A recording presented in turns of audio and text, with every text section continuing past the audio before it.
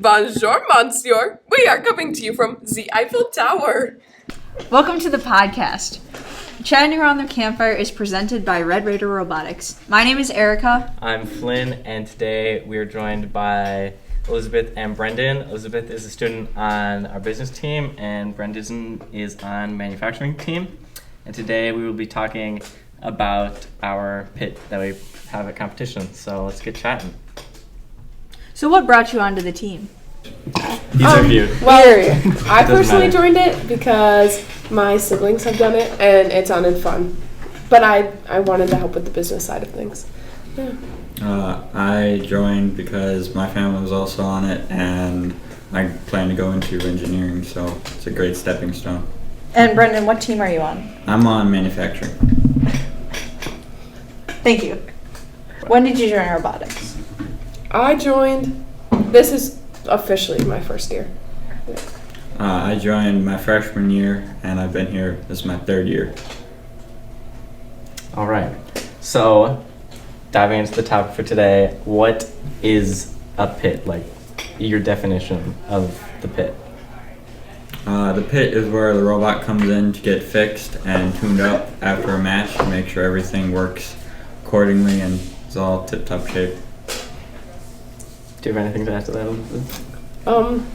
I don't. I'm not too experienced with the pit yet, but I'm excited to. So I see you've already started designing it up on the board. Would you like to tell us a little bit about the pit that we have designed for this year?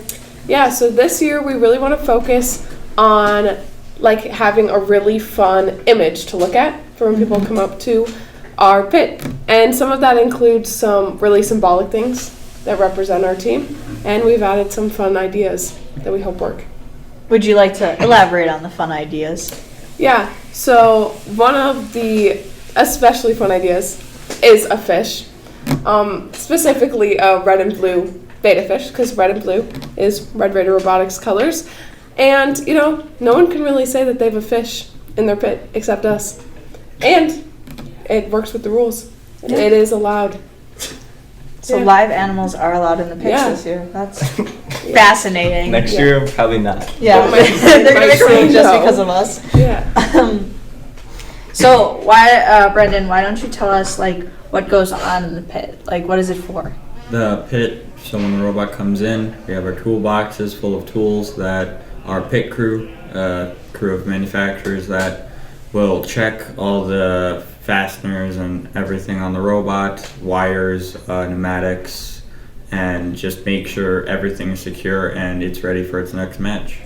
What would you say is the most, you can either talk about last year or just in general, what's the thing that you have to fix the most?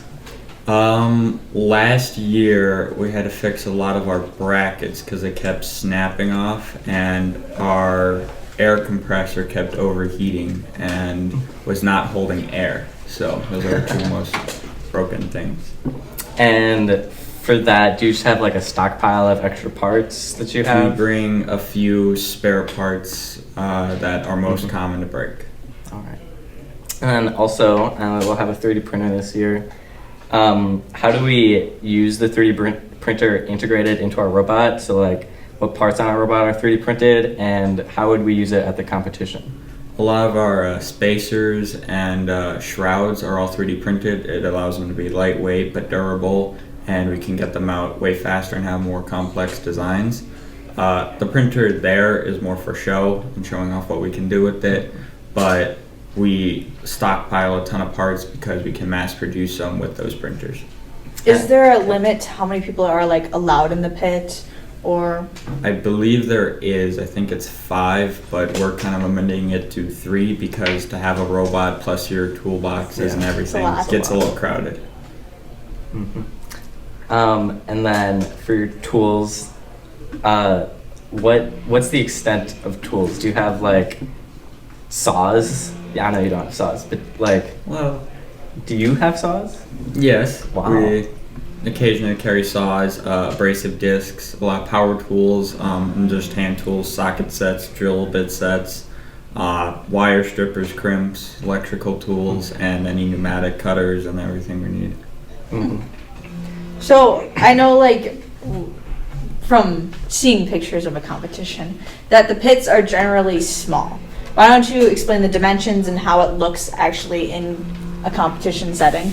So in the pit, it's a 10 by 10 area, and it's pretty small, especially because when you have toolboxes, which are 2 feet wide, and then your robot itself is 2 feet wide. There's about a foot gap in between, and the pits are generally, the front is very decked out, with the back being work areas that can just look a lot nicer for like manufacturing and work for efficiency. Mm-hmm.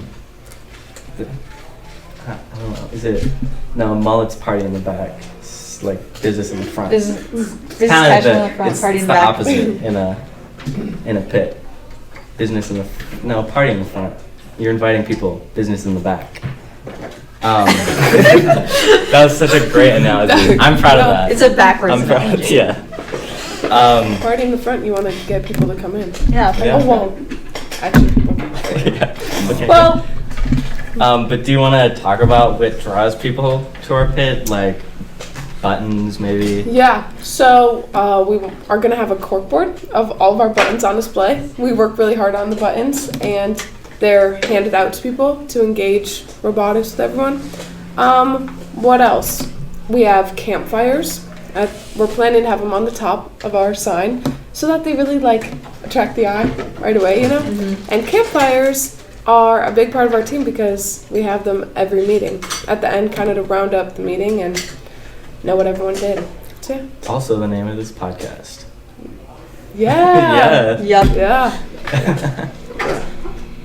Yeah. So then, Brendan, can you walk us through what it's like being not just in your pit, but the whole half of the arena is pit. So what's the environment there? Are people super serious all the time? It depends. If someone's hardcore fixing a robot, it's everyone stands away and let them be. But occasionally, yeah, you want people to come up and talk to you, and you can tell them what your robot is, how it is. So it's a lot of talking to a lot of the teams and scouting for additional alliances in the future, and just people hand out a bunch of free stuff like name tags or wristbands and things like that. Buttons. Buttons are a big one.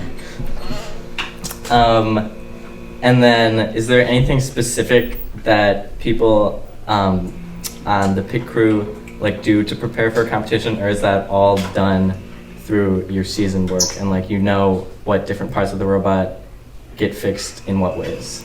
So, pit crew, there's a little learning curve to it, but we generally, at our practice matches the first day, we bring in our new people as an extra +1, and they get to sit with us and learn how we go through things and what's prioritized, what's not as important, and things like that.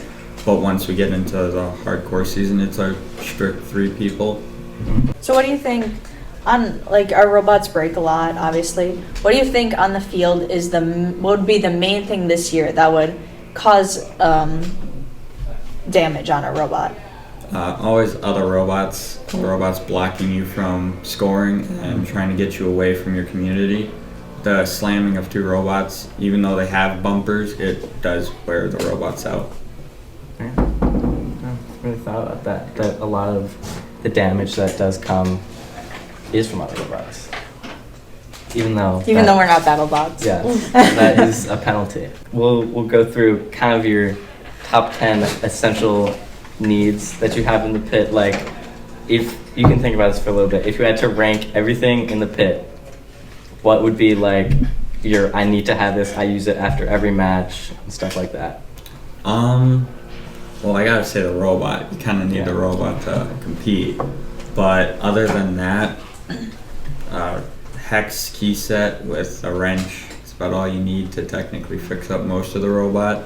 A few specialty tools here and there, but those hex keys are a lot of what we use.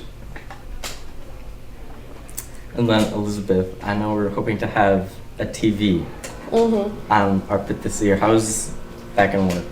So the plan for that is to show the podcast, kind of have them running, show what sets us apart from other teams, because I think that's something unique that our team has. Also, pictures. We've also talked about including the sponsors and names, just Yeah, so I mean, because I don't think anyone's going to stand and watch it all the way through, because that'll probably be a lot. But just so every time you come, you can see something different. And I see that we have a drawing up on the board, so that's what we're looking at. I see that we have a mascot. Who do you think will play the mascot this year? I don't know. I don't know if it's decided yet. Graham. Graham. Graham from high school. Well, and also the fish. It's Oh, the also fish part of as our well, mascot. Yeah. I'll have to figure out what to name That'd the fish. be really interesting if that happens. Maybe That's the just so human unique. mascot can have like a little fish too, to like We can make resemble our buttons. other. Yeah. Write that down. Bryce, write that down. Write it down. Write that down. All right, so I know that a bunch of people go down the day before competition to set up our pits. Have you ever done that? And like, can you walk us through what loading day is like? Yes, I've done that, and it's where the pit crew, at least almost all of them, they all get in a car, and we drag our trailer down to our competition site, and it's very hectic. There's about 40 other teams all Yeah. trying to get in at once. So we've had some bad experiences with parking and things like that, but you get there, you take out all your stuff, your pit crew brings it down to your pit area, and then once you get everything in your designated spot, then you can start setting up the pit, setting the towers up and things like that. And it depends on the area, how fast or slow you can get in, what you have to do, ramps or any elevators we had to do one time. Wow. So you get in there and you set it up and you pretty much have everything in there. You get your pit all ready and decked out so that when everyone comes tomorrow, you're ready to start using your robot. And generally we, depending on how far away it is, we'll either drive back or we'll just sleep the night over in the hotel that early. How long, like estimation, does it usually take from the time you get to the arena to the time you're done for the day? I think it took us 4 hours, 4 or 5 hours. Just to set up. Just to set up. It's And like then- an hour wait yeah. to start with. And then, like taking everything down at the end of the competition, is that more hectic, less hectic? It's a little less hectic because teams get eliminated, so they pack up earlier, so they get most of their stuff out of there. So it's a trickling out instead of everyone all at once. But depending on how far you go in, it depends on how hectic it'll be for you. But usually it's not too bad for us. Yeah. And then you mentioned our trailer. How have we set that up in an effective way that we can fit everything that we need in it? So we got the new trailer and it has a ramp for us to load things on, and we put E-tracks, pretty much clip-in rail systems, top and bottom, and we put in 4 floor mounts. So that way we have ratchet straps and everything that we can strap down everything and tie it down to our trailer so that nothing will move and it sits in the trailer pretty nicely. The trailer looks pretty cool. It does. Yes. And then Elizabeth, can you explain a little bit about, I know that we're hoping to have bananas on our pit this year. Can you talk a little bit about that story? Yeah, so we want to have bananas like all across it, you know? Well, and it's also on our outfits.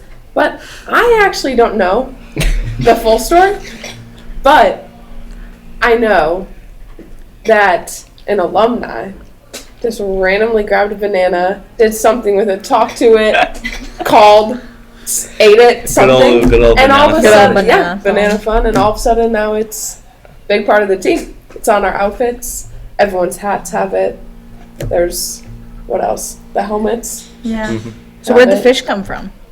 The fish is just, what other animal? Like, why not? Why not? No, I understand. And, you know, we wanted multiple, maybe one red, one blue, but they both Perhaps a be- whole school. Yeah, but I think there'd only be one by the end of the competition. beta Yeah. fish eat each other.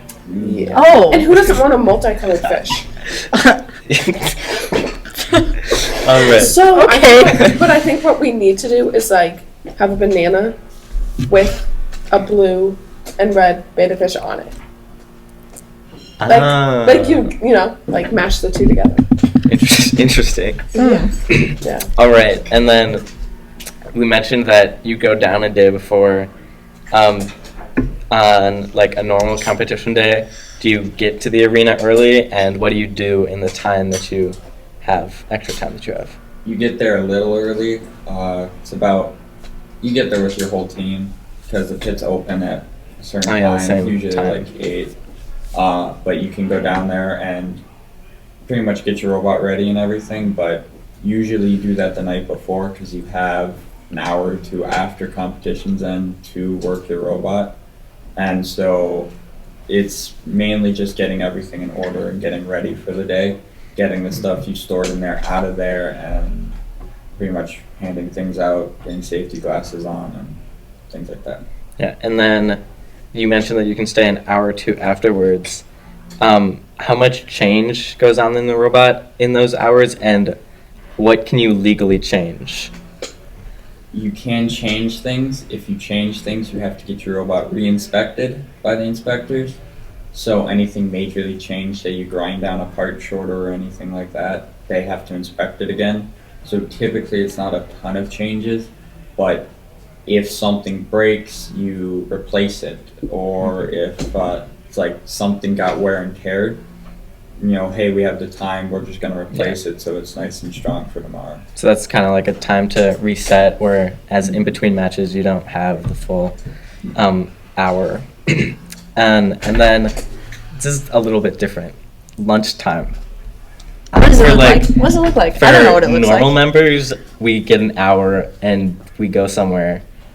Do people bring you food? Like, are you in the pits during lunch? It depends. Usually we try and get out and we go fast. It's a quick, you run somewhere, you get food, you eat it, and you run back pretty much. But we have had times where we were late, people had to step in for us. And we have had times that we actually got food for other pit members so that we had someone there at all times. But yeah, it's not a lot of time for us to go out and eat. Are you stuck back there the whole day? Yeah. Do you ever get tired of it? Like, is it, at the end of the day, are you just like mentally and physically exhausted? Yeah, you have to be standing most of the time too. We luckily got chairs.